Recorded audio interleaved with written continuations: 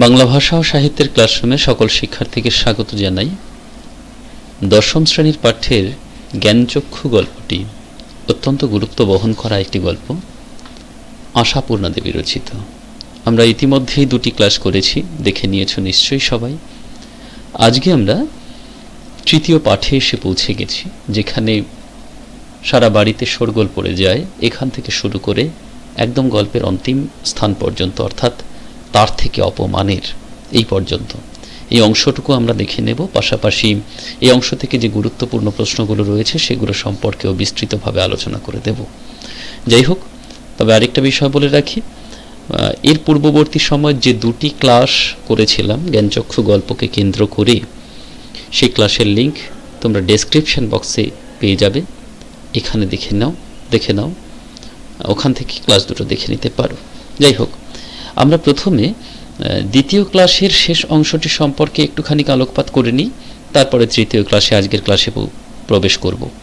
মূলত আমরা কি দেখিয়েছিলাম, তপন নামে এই চরিত্রটি যে সবেমাত্র লিখতে শুরু করেছে, মনের মধ্যে একটা অনুভূতি সৃষ্টি হয়েছে, তার একটা সত্য তার সামনে উন্মোচিত হয়েছে যে একজন লেখক, তিনি আর পাঁচটা মানুষের মতনই মানুষ। ছোট মেশোকে দেখে তার পূর্ববর্তী সময়ের যে অন্ধকার ভাবনা, সেই ভাবনাগুলির অবসান ঘটেছে। সে চাইছে লিখতে, কারণ সে বুঝেছে লেখকেরা অন্য গ্রহের কোনো প্রাণী নয়, এই গ্রহেরই প্রাণী, আর পাঁচটা সাধারণ মানুষের মতো তারাও কথা কয়, খায়, স্নান করে।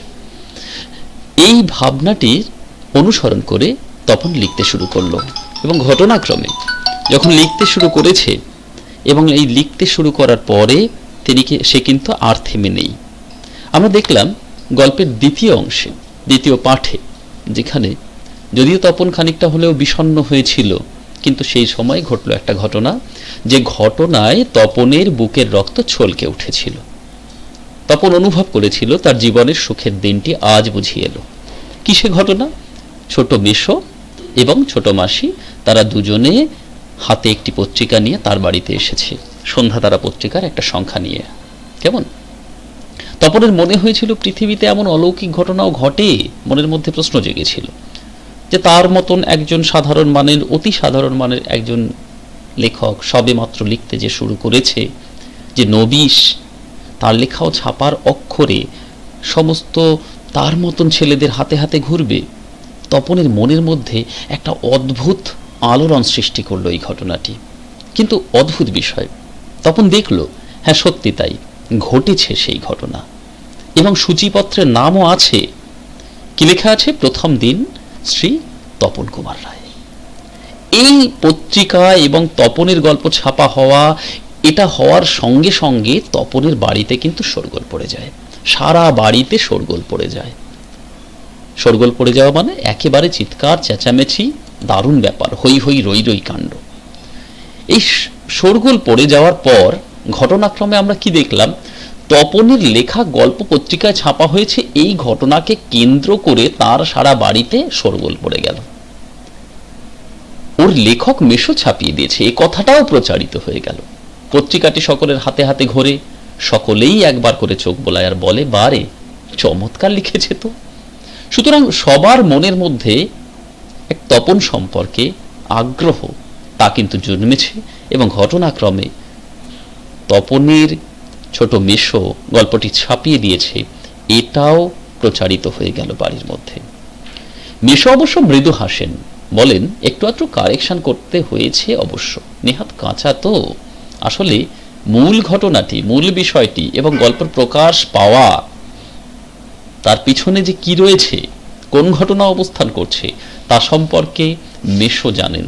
তাই মেশো একটু হাসেন এবং তার সঙ্গে সংযোগ করেন, একটু আধটু কারেকশন করতে হয়েছে। মানে খানিকটা কারেকশন না হলে ওই লেখাটি হয়তো ছাপার অক্ষরে প্রকাশ পেত না, কারণ লেখাটি ছিল নেহাতি কাঁচা হাতের লেখা। মাসি বলে, তা হোক, নতুন নতুন অমন হয়। আচ্ছা, এই প্রসঙ্গে একটু বলি, নেহাত কাঁচা তো, এই কাঁচা অর্থাৎ সবেমাত্র সে তো লিখতে শুরু করেছে, তাই সাহিত্যের দিকগুলি, রূপরস গন্ধস্পর্শ, তা এখনো এই তপন নামে চরিত্রটি তেমন ভাবে বুঝে উঠতে পারেনি। তাই ভুল তো হতেই পারে, আর সেই ভুল থেকেই তো শিক্ষা নিতে হয়।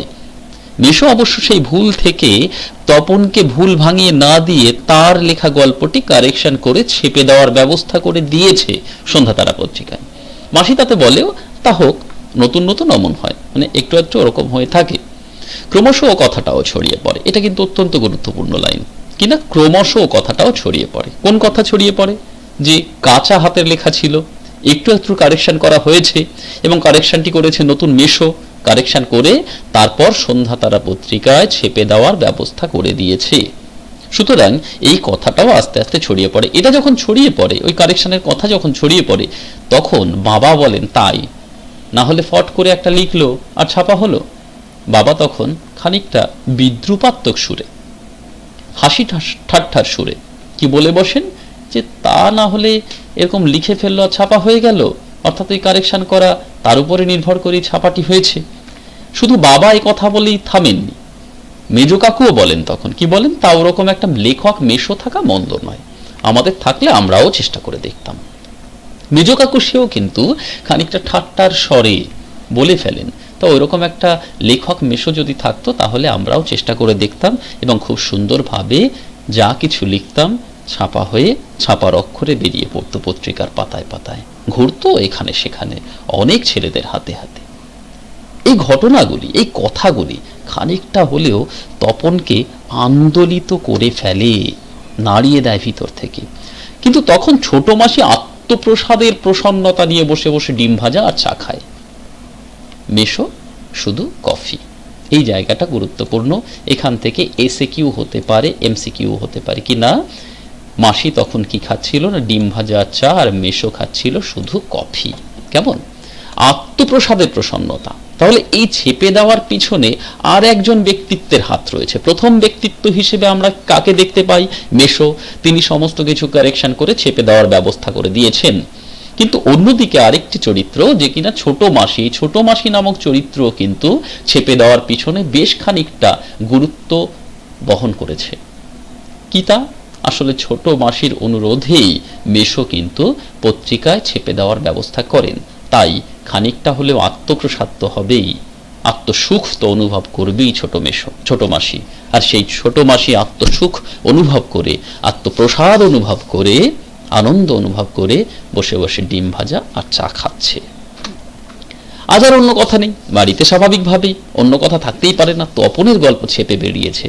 এ তো আর সাধারণ কথা নয়, খুব ছোট্ট একটি ছেলে, তার লেখা প্রথম গল্প আমরা দেখেছিলাম, গল্পের নাম ছিল প্রথম দিন, শ্রী তপন কুমার রায় সূচিপত্রে বেরিয়েছিল। এই যে ঘটনাটি, তা কিন্তু আলোড়ন ফেলে দেয় বাড়িতে। তাই সেই কথাটি ঘুরতে থাকে সবার মুখে মুখে, শুধু তপনের গল্পের কথা আর তপনের নতুন মেশোর মহত্বের কথা। তাহলে শুধু যে তপনের গল্পের কথা সেখানে সবার মুখে মুখে ঘুরছিল তা কিন্তু নয়, তার সঙ্গে আরেকটি কথা। সেই কথাটি কি? তপনের নতুন মেশো, তার মহত্বের কথাও কিন্তু এখানে ছড়িয়ে পড়ে। সেই মহত্বের কথাটি কি না, তিনি ছেপে দেওয়ার ব্যবস্থা করেছেন, তিনি কারেকশন করে দিয়েছেন, এই কথাও ঘটতে থাকে। উনি নিজে গিয়ে না দিলে কি আর সন্ধ্যাতারার সম্পাদক তপনের গল্প কোড়ে আঙুল দিয়ে ছুতো? এই কথাটিও কিন্তু সকলের মুখে মুখে ঘুরতে থাকে যে সন্ধ্যাতারার সম্পাদক তপনের লেখা ওই গল্পটি কোড়ে আঙুল দিয়ে ছুতো না, অর্থাৎ ছুঁয়েও দেখতো না। তপনের নতুন মেশো, তিনি সত্যিকারের লেখক, তিনি লিখে সঙ্গে নিয়ে গিয়েছিলেন বলে সন্ধ্যাতারার সম্পাদক তা প্রকাশ করে দিয়েছে পত্রিকায়। এই কথাগুলোর মধ্যে তপন খানিকটা যেন আস্তে আস্তে হারিয়ে যেতে থাকে এই সমস্ত কথার মধ্যে। কেমন এবার হারিয়ে যাওয়াটা কি লক্ষণীয় আমরা এখানে, এক সেকেন্ড, তপন যেন কোথায় হারিয়ে যায় এই সব কথার মধ্যে। এই যে কথাগুলো হচ্ছে, এই কথার মধ্যে তপন আস্তে আস্তে হারিয়ে যায়। গল্প ছাপা হলে যে ভয়ঙ্কর আহ্লাদটা হবার কথা, সে আহ্লাদ খুঁজে পায় না। তাহলে গল্পটা ছাপা হয়েছে, মনের মধ্যে একটা আনন্দ, একটা অনুভূতি তার তপনের পাওয়ার কথা ছিল, কিন্তু সেই অনুভূতিটা আর পাচ্ছে না তপন। কারণ বেশ কতগুলো আমরা দেখলাম বাঁক এই পত্রিকাটি বাড়ি আসার পরে এসেছে। বাঁকের মধ্যে প্রথম বাঁকটি কি? এক, তপনের গল্প ছাপা হয়েছে কিন্তু মেশো একটু আধটু কারেকশন করে দিয়েছে, এই একটা বাঁক। দ্বিতীয় বাঁক কি হলো? আরেকটা বাঁক, সেখানে নেহাত কাঁচা হাতের লেখা তবুও ছাপা হয়ে গেল, তৃতীয় বাক, বাবা, মেজ কাকু, তারা সবাই বলতে থাকেন এই গল্প ছাপার পিছনে যেন সমস্ত অবদানই তার ছোট মিশর। প্রাসঙ্গিকভাবে আমরা ওই অংশের শেষে গিয়ে দেখলাম যে তপন এই গল্প ছাপা হলেও আনন্দ পাওয়ার কথা, কিন্তু সবার মুখে মুখে কথা ঘুরতে থাকে যে তপনের মেশো ওই গল্পটা সন্ধ্যা তারা পত্রিকার কাছে না নিয়ে গেলে তারা কিন্তু তপনের গল্পটা ছুঁয়েও দেখত না। এই এতগুলো বাঁক তপনকে বিঁধতে থাকে। তাই মনের মধ্যে যে আনন্দটা পাওয়ার কথা সেই আনন্দ তপন আর অনুভব করে না, আহ্লাদ অনুভব করে না। অনেকক্ষণ পরে মা বলেন, কই তুই নিজের মুখে একবার পড় তো তপন শুনি। বাবা, তোর পেটে পেটে এত বুদ্ধি, তোর এত সুন্দর গল্প লিখে ফেলেছিস, তুই একবার নিজের মুখে পড় না, একটু শুনি দেখি। এতক্ষণে বইটা নিজের হাতে পায় তপন। অবশেষে এতক্ষণ পরে একবার মাত্র উকি দিয়ে দেখেছিল যে প্রথম দিন শ্রী তপন কুমার রায় এই নামটা সূচিপত্রে রয়েছে। এতক্ষণ পরে সে কিন্তু গল্পের বইটি নিজের হাতে পায়। পাওয়ার পরে কি হয়? মা বলেন, কই পড়, লজ্জা কি, পড় সবাই শুনি। তপন লজ্জা ভেঙে পড়তে যায়, কেসে গলা পরিষ্কার করে, কিন্তু এ কি, এসব কি পড়ছে তপন? এ কার লেখা? এর প্রত্যেকটি লাইন তো নতুন, আনকোরা। আনকোরা মানে অচেনা, তপনের অপরিচিত। এর মধ্যে তপন কোথা? তপন লজ্জা ভেঙে যখন পড়তে যায়, দেখে তার লেখা সেই যে গল্পটি সে লিখেছিল আর যে গল্পটি সে পড়ছে, এই দুটির মধ্যে অনেকটাই ফারাক। এই প্রত্যেকটা লাইনই তপনের অচেনা, তার সৃষ্টি নয় এটি। আসলে কি হয়েছে? তার মানে মেশো তপনের গল্পটিকে আগা গোড়াই কারেকশন করেছেন। মেশো কি করেছে? তপনের সেই নতুন হাতের লেখা গল্পটি হাতে নিয়ে আগাগোড়া পুরোটাই কারেকশন করে দিয়েছেন, অর্থাৎ নতুন করে লিখেছেন নিজের পাকা হাতে কলমে। তপন আর পড়তে পারে না, বউয়ার মতো বসে থাকে। তারপর ধমক খায়, কিরে তোর যে দেখি পায়া ভারী হয়ে গেল, সবাই শুনতে চাইছে তবু পড়ছিস না, নাকি অতি আহ্লাদে বাক্য হরে গেল? তপনের মা এই সব বলে তপনকে খানিকটা হলেও তিরস্কৃত করতে থাকেন। একথা স্বাভাবিকভাবেই আমরা প্রথমের দিকেই বুঝেছিলাম যে তপনের লেখা গল্পটি আসলে পূর্ণরূপে পত্রিকায় ছাপা হয়নি। কিভাবে ছাপা হয়েছে? কারেকশন করে ছাপা হয়েছে। কারেকশনটি করেছেন কে? তপনের নতুন মেশো, তার পাকা হাতের লেখনির মাধ্যমে। তপন তা যখন নিজের চোখের সামনে দেখে তখন আর পড়তে পারে না। তপন খানিকটা হলেও দুঃখিত হয়, লজ্জিত হয়। তখন গড়গড়িয়ে পড়ে যায়। তপনের মাথায় ঢোকে না সে কি করছে, তবু ধন্যি ধন্যি পড়ে যায়। আর একবার রব ওঠে, তপনের লেখক মেশো তপনের গল্পটি ছাপিয়ে দিয়েছে। চারিদিকে এই কথা চলতে থাকে, সবাই বলতে থাকে কি না, তপনের নতুন মেশো তপনের গল্প ছাপিয়ে দিয়েছে। তপন বইটা ফেলে রেখে চলে যায়। এরপর তপন আর সেখানে দাঁড়িয়ে থাকতে পারে না। সেই সকল কথার মধ্যে তপন আজ খানিকটা হলেও হারিয়ে গেছে, নিজেকে হারিয়ে ফেলেছে। তাই বইটা ফেলে রেখে সেখান থেকে চলে যায়। তপন ছাতে উঠে গিয়ে শার্টের তলাটা তুলে চোখ মোছে। তপন শার্টের তলা দিয়ে চোখ মুছতে থাকে। তপন কেঁদে ফেলে। তপনের মনে হয় আজ যেন তার জীবনের সবচেয়ে দুঃখের দিন। আমরা দেখেছিলাম তপনের মনে হয়েছিল একটা সময়ে যে তপনের জীবনে সবচেয়ে সুখের দিন এলো যখন তপনের মাসি এবং ছোট মেশো সেই পত্রিকাটি হাতে নিয়ে তাদের বাড়িতে এসেছিল। কিন্তু এখানে যখন গল্পটা পড়ে তপন দেখলো তার মধ্যে তপনের লেখা নেই, সেখানে যা আছে সব তপনের নতুন মেশোর লেখা।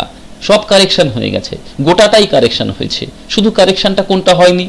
প্রথম দিন গল্প শ্রী তপন কুমার রায়, এখানে যেন কারেকশন করেনি। ওই শ্রী তপন কুমার রায়ের জায়গায় নতুন মেশো নিজের নামটা যদি লিখে দিত তাহলে পুরোটাই ভালো মতন কারেকশন হয়ে যেত। এটা হলে যেন তপন এতটা দুঃখ পেত না। তপন দুঃখ পেল কারণ তার লেখা, তার সৃষ্টি হারিয়ে গেছে। কোথায়? তপনের নতুন মেশোর মধ্যে। কেন তা জানে না তপন। জীবনের দুঃখের দিন বলে মনে হলো তপনের এখানে এসে। সুখের দিন মুহূর্তে বদলে গেল দুঃখের দিনে। এবার কি হলো? ঘটনাক্রমে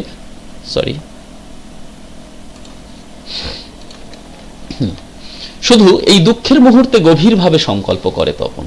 এই যে দুঃখের মুহূর্ত, এই দুঃখের মুহূর্তটি কি না, তার নিজের গল্প পড়তে গিয়ে দেখলো যে সেটা তার গল্প নয়, সবটাই তার নতুন মেশোর পাকা হাতের লেখায় গল্প। তাই সেই মুহূর্তে সেই তপন গভীরভাবে সংকল্প করেছিল, প্রতিজ্ঞা করেছিল। কি প্রতিজ্ঞা ছিল তার? প্রতিজ্ঞা ছিল যদি কখনো লেখা ছাপতে দেয় তো তখন তপন নিজে গিয়ে দেবে।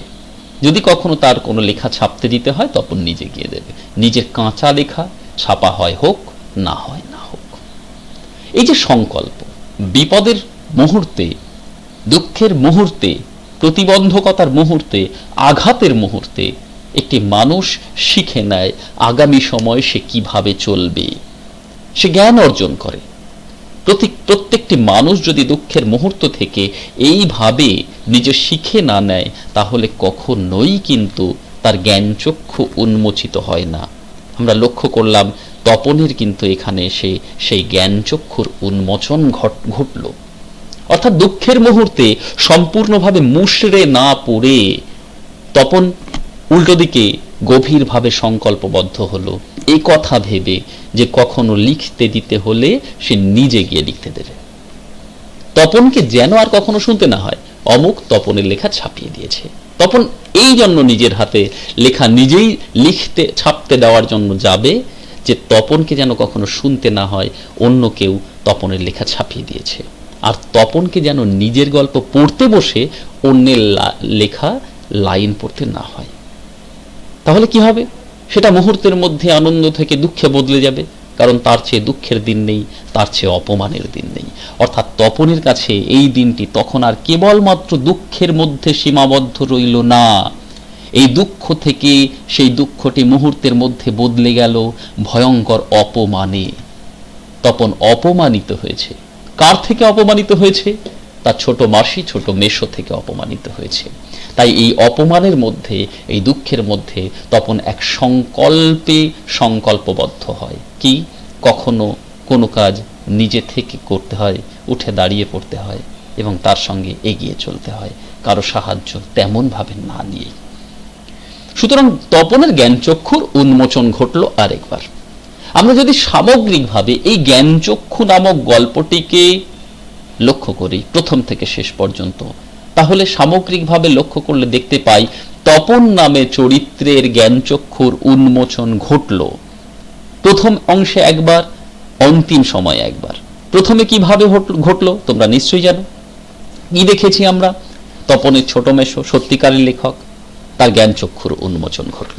সেখানে আমরা কি দেখেছিলাম? নতুন মেশোকে দেখে জ্ঞানচক্ষু খুলে গেল তপনের। তাহলে প্রথম পর্যায়ে তপনের জ্ঞানচক্ষু খোলা, কি না আর পাঁচজন সাধারণ মানুষের মতনই তাদের জীবনযাপন হয়। সুতরাং আমার লেখক হতে বাধা কোথায়? জ্ঞানচক্ষু খুলে যাওয়া তপনের। আর শেষে এসে আমরা দেখলাম তপনের প্রকৃত জ্ঞানচক্ষুর উন্মোচন ঘটল, উন্মোচিত হলো, মূল্যবোধ সৃষ্টি হলো তার মধ্যে। কি তা? কখনো গভীরভাবে সংকল্পবদ্ধ হয়ে তার মনে হলো কখনো তার লেখা ছাপতে দিতে হলে নিজে থেকে যাবে, অন্য কারোর সাহায্য নিয়ে নয়। সুতরাং জ্ঞানচক্ষু গল্পের আমরা যদি নামকরণের দিকটি দেখি তাহলে লক্ষ্য করি এই যে প্রথম অঙ্গে এবং শেষ অঙ্গে, প্রথম অংশে একদম প্রথমে তপনের জ্ঞানচক্ষুর উন্মোচন, শেষে এসে আবার জ্ঞানচক্ষুর উন্মোচন, সামগ্রিকভাবে আমাদেরও জ্ঞানচক্ষুর উন্মোচন হলো এখান থেকে। লেখক সম্পর্কে ধারণা এবং নিজের কাজ নিজে করো, অন্যের সাহায্য নিয়ে নয়। এভাবেও যেমনভাবে আজকে যে প্রশ্নগুলি দেব সেই প্রশ্নগুলি সম্পূর্ণ নিজে থেকে অনুশীলন করবে, কোনো বই দেখে নয়, কারো সাহায্য নিয়ে নয়। যেভাবে বুঝিয়ে দিলাম সেগুলো ভালো করে শুনে নেবে, শুনে নিয়ে তারপর অনুশীলন করবে। কেমন? সারা বাড়িতে শোরগোল পড়ে যায়। সারা বাড়িতে শোরগোল পড়ে যায় কেন? আমাদেরও নিশ্চিতভাবে জ্ঞানচক্ষুর উন্মোচন ঘটেছে এই জ্ঞানচক্ষু গল্প থেকে। সুতরাং আমরাও নিজে থেকে লিখব, কোনো সহায়ক গ্রন্থ ধরে নয় বা কারো সাহায্য নিয়ে নয়। কারণ সাহিত্য কিন্তু তোমার নিজস্বতা খোঁজে এবং সেই নিজস্বতার মধ্য থেকে তুমি ভালো রেজাল্ট করতে পারো সাহিত্যে। তাই সারা বাড়িতে শোরগোল পড়ে যায়, এই প্রশ্নগুলি নিজে থেকে লেখো। জ্ঞানচক্ষুর উন্মোচন ঘটেছে তোমাদের। সারা বাড়িতে শোরগোল পড়ে যায় কেন? তোমরা নিশ্চয়ই জানো, পারবে নিশ্চয়ই। কিনা তপনের গল্পটি ছাপা হয়েছে পত্রিকায় ইত্যাদি ইত্যাদি, এই সমস্ত কথা নিয়ে 1 নম্বরের এরকম লিখো। ক্রমশ কথাটা ছড়িয়ে পড়ে। কোন কথা ছড়িয়ে পড়েছিল নিশ্চয়ই জানো। কোন কথা? ওই যে কারেকশনের কথা। কে কারেকশন করে দিয়েছে? ছোট মেশো। এটাও তপনের মনে হয় আজ যেন তার জীবনে সবচেয়ে দুঃখের দিন। কোন সময়ের কথা বলা হয়েছে? তার জীবনে কেন দুঃখ নিয়ে এসেছিল? অত্যন্ত গুরুত্বপূর্ণ প্রশ্ন। কোন সময়ের কথা বলা হয়েছে নিশ্চয়ই বুঝতে পারছো। সেই যে গল্পের বইটি অর্থাৎ পত্রিকাটি নিয়ে ছোট মাসি এবং মেশো তার বাড়িতে এলো। তারপর পত্রিকাটি তার হাতে যখন পৌঁছলো, সে পড়তে গিয়ে দেখল এর প্রত্যেকটি লাইন কেমন, আনকোরা, অচেনা। তখন স্বাভাবিকভাবেই কি হলো, তপনের মনে হয়েছে এটি তার জীবনের দুঃখের দিন। কারণ এই সময়ে এই যে আনকোরা লাইন পড়তে হয়েছে, যে আনকোরা লাইনের মধ্যে তপনের লেখা নেই, সমস্ত পাকা হাতের লেখা, তা তার জীবনে দুঃখ এনেছিল কেন? এর বিশ্লেষণের ক্ষেত্রে আমরা প্রথম অংশ থেকে একটুখানি ধরে নিয়ে শেষ অংশ পর্যন্ত আসব। কেমনভাবে একটু বলে দিই, শুনে নাও। তা তার জীবনে দুঃখ এনেছিল কেন? তপন তার প্রথম গল্পটি লিখে কি করেছিল বলো? প্রথম গল্পটি লিখে তার ছোট মাসির মাধ্যমে ছোট মেশোর কাছে পৌঁছে দিয়েছিল, যাতে ছাপার অক্ষরে প্রকাশিত হয় এবং সেই ছাপার অক্ষরে লেখা গল্পটি সবার হাতে হাতে ঘুরে। এমন এক আনন্দের অনুভূতি পূর্ণতা পেয়েছিল তখনই, যখন তার বাড়িতে ছোট মাসি এবং মেশো তারা দুজনে সন্ধ্যা তারা পত্রিকার এক সংখ্যা নিয়ে হাজির হয়েছিল। তপনের তখন কি মনে হয়েছিল? যেন এই সময়টি তার জীবনে সবচেয়ে দুঃখের দিন। পাশাপাশি তার মনে হয়েছিল পৃথিবীতে এমন অলৌকিক ঘটনাও ঘটে, যে গল্প কিনা হাজার হাজার ছেলের হাতে ঘুরবে, তার লেখা গল্প। এই আনন্দের মধ্যে তপন আস্তে আস্তে অনুভব করতে থাকে সকলের কথাবার্তার মধ্য থেকে যে তপনের লেখা গল্পটি কৃতিত্ব কেবলমাত্র তপনের নয়, কারণ তার ছোট মেশো সেই গল্পটি ছাপিয়ে দেওয়ার ব্যবস্থা করেছে প্রথমত, এবং অবশ্যই তা খানিকটা কারেকশনও করে দিয়েছে। অবশেষে গল্পটি যখন তার হাতে এসে পৌঁছয়, পড়তে গিয়ে তখন সে থমকে দাঁড়ায়, কারণ তার মনে হয়েছে, সে বুঝেছে সেই গল্পের প্রত্যেকটি লাইন আনকোরা, অচেনা। কারণ মেশো তার পাকা হাতের লেখনের মধ্য দিয়ে গল্পটির আগাগোড়া অংশটি কারেকশন করে দিয়েছে। এটা দেখার পর তপন ভীষণভাবে, দারুণভাবে দুঃখপূর্ণ হলো, আপ্লুত হয়ে পড়ল। তাই এই সময় তার চোখ থেকে সেই দুঃখের অশ্রু মনের ব্যথা হয়ে ঝরে পড়ল। তার জীবনে দুঃখের দিন কিভাবে কেন এসেছিল, এই অংশটি এইভাবে লেখার চেষ্টা করো তোমরা। এরপরে শুধু এই দুঃখের মুহূর্তে গভীরভাবে সংকল্প করে তপন। দুঃখের মুহূর্তটি, তপনের দুঃখের মুহূর্তটি কি নিশ্চয়ই বুঝতে পারছো। প্রথম এই 3 দাগের যে প্রশ্নটি বললাম, এই প্রশ্নের উত্তরের মতন হবে সে কি বা কেন সংকল্প করেছিল। সে কেন সংকল্প করেছিল আর কি করেছিল, কেমন? তাহলে কি সংকল্প করেছিল? তাকে কখনো যদি কোনো গল্প ছাপতে দিতে হয়, তখন কি করবে? সে নিজে থেকে যাবে এবং নিজে থেকে ছাপতে দিয়ে আসবে। এই সংকল্প করেছিল।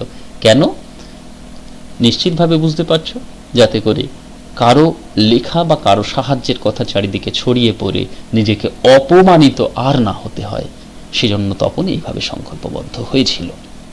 অর্থাৎ সামগ্রিকভাবে আমরা কি দেখলাম? তপনের জ্ঞানচক্ষুর উন্মোচন ঘটল। এবার 5 দাগের কোশ্চেনটি, তার চেয়ে দুঃখের কিছু নেই, তার চেয়ে অপমানের। কার এমন মনে হয়েছিল? সে কিভাবেই বা দুঃখিত, অপমানিত হয়েছিল? এটাও নিশ্চয়ই তোমরা পারবে, আর এটা বলে দেওয়ার প্রয়োজন নেই। এই 3 আর 4 যে উত্তরগুলো বলে দিলাম, তার মধ্যে অংশটি নিহিত আছে। তবু সে কিভাবেই বা দুঃখিত, অপমানিত হয়েছিল, এই জায়গাটা বলে দিই। নতুন মেশো সে কি করেছিল? তপনের গল্পটি নিয়ে গিয়ে আগাগোড়া কারেকশন করে ছেপে দেওয়ার ব্যবস্থা করেছিল, যা তার কাছে ভীষণভাবে অপমানের, যা তার কাছে দুঃখের। কারণ তার তপনের সেই মৌলিক সৃষ্টি আহত করেছিল তপনের নতুন মেশো। এবার শেষ প্রশ্নটি দেখো, জ্ঞানচক্ষু গল্পে তপন চরিত্রের জ্ঞানচক্ষু কিভাবে উন্মোচিত হয়েছিল। আমি গল্পের শেষ অংশটি পড়িয়ে একদম অন্তিম পর্যায়ে গিয়ে এই অংশটি বলে দিলাম। জ্ঞানচক্ষু গল্পে তপন নামে এই যে চরিত্র, এর জ্ঞানচক্ষুর উন্মোচন ঘটলো কিভাবে? মূলত 2 রকম ভাবে, তাই না? আমরা জ্ঞানচক্ষু গল্পের প্রথম অংশে, আচ্ছা তোমরা এই উত্তরটি লিখতে গেলে প্রথমে বলে দেবে যে জ্ঞানচক্ষু শব্দটির অর্থ কি। আমি প্রথম ক্লাসে বলে দিয়েছি, সেখান থেকে শুনে নিও।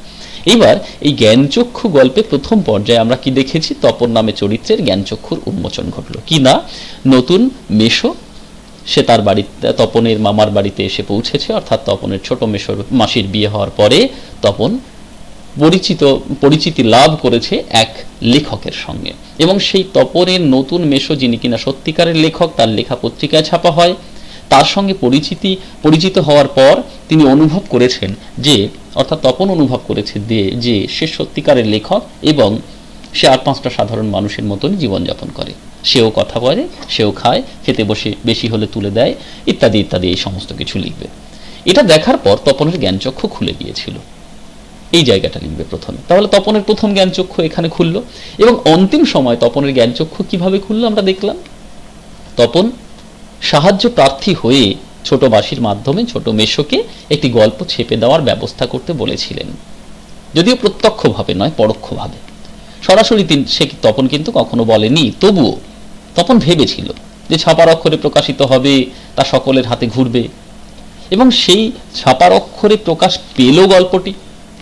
সূচিপত্রে নামও ছিল প্রথম দিন শ্রী তপন কুমার রায়, যেদিন তার বাড়িতে ছোট মাসি এবং মেশো বেড়াতে এসেছিল হাতে এক সংখ্যা সন্ধ্যা তারা পত্রিকা নিয়ে। তারপর তপন ঘটনাক্রমে যখন তার হাতে গল্পটি পেয়েছিল তখন দেখেছিল ছোট মেশো আগাগোড়াই গল্পের সমস্ত কথাগুলি কারেকশন করে দিয়েছে। আসলে কাঁচা ঘাতের লেখা তপনের গল্প ছাপতে দেওয়ার উপযুক্ত নয় বলে তপনের ছোট মেশো কি করেছিল, সেই গল্পটি কারেকশন করে দিয়েছিল। এই কথা, এই ঘটনাটি বাড়ির সকলের কাছে ছড়িয়ে পড়ল, এবং সেই কথাগুলি সকলে উচ্চারিত করতে থাকলো, যা তপনকে অত্যন্ত ব্যথিত। নিজের গল্পটি পড়তে যায় তখন অনুভব করে তার মধ্যে সে নিজে নেই, আছে তপনের নতুন মেশোর পাকা হাতের লেখনির ছোঁয়া। তাই তখন ভীষণভাবে তপন দুঃখপূর্ণ হয়েছিল, আর তার সেই দুঃখের ধারা চোখ থেকে অশ্রু রূপে ঝরে পড়েছিল। পাশাপাশি তখন তপনের জ্ঞানচক্ষু উন্মোচিত হলো এই আঘাতের পর। দেহে আঘাতের পর যেমন ভাবে রক্ত ঝরে পড়ে, ঠিক তেমনি ভাবে মনে আঘাতের পর চোখ থেকে অশ্রু ঝরে পড়ে। কিন্তু মনে আঘাতের পর অশ্রু ঝরে পড়লেও একটি মানুষ সংকল্পবদ্ধ হয় নতুন করে, নতুনভাবে সেই আঘাত থেকে নিজেকে রক্ষার পথ খুঁজে নেওয়ার প্রচেষ্টা করে। তপনও ঠিক তাই। এই আহত তপন এক নতুন পথের সন্ধান পেল, যে নতুন পথ হলো তার জ্ঞানচক্ষুর উন্মোচন। তখন সে কি ভাবলো, গভীরভাবে সংকল্প করলো, এই কখনো ছাপতে দিতে হলে নিজে গিয়েই দেবে, অন্যের মুখাপেক্ষী হয়ে নয়, সাহায্য প্রার্থনা করে নয়। সুতরাং সার্বিকভাবে গল্পের শেষ অংশে গিয়ে তপন নামে এই চরিত্রের জ্ঞানচক্ষুর উন্মোচন ঘটল। ঠিক আছে, এইভাবে এই প্রশ্নের উত্তরটি লিখো। আর তপন চরিত্রটি সম্পর্কে তোমরা একটুখানি চেষ্টা করো, তপন চরিত্র কিভাবে বিশ্লেষণ করা যায় একটু দেখো। আমি পরবর্তী কোনো ক্লাসে এইভাবে চরিত্র বিশ্লেষণ শিখিয়ে দেবো তোমাদের, কেমন? ঠিক আছে, সকলকে অনেক ধন্যবাদ এতক্ষণ ক্লাসে থাকার জন্য। আর এভাবেই আমার ক্লাসের সঙ্গে থাকো, অনুশীলনগুলো করতে ভুলো না কিন্তু।